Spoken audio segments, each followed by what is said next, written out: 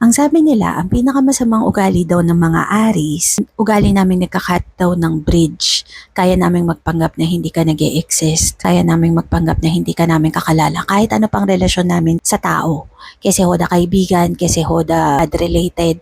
Basta sagad mo kami, nasaktan mo kami ng sobra. Kaya naming mag-cut ng ties. Kaya naming magpanggap na hindi ka dumaan sa buhay namin kahit kailan. Ganon ang Aris.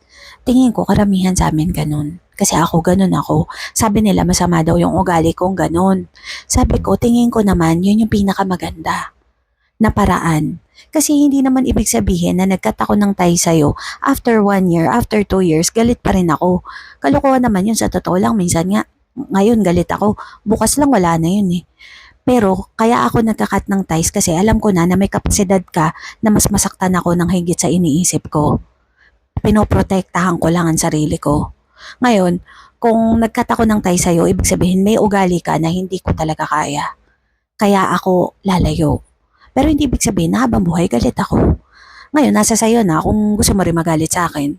Eh, wala rin naman akong pakialam kasi nga, hindi ka na nag exist. 'Di ba?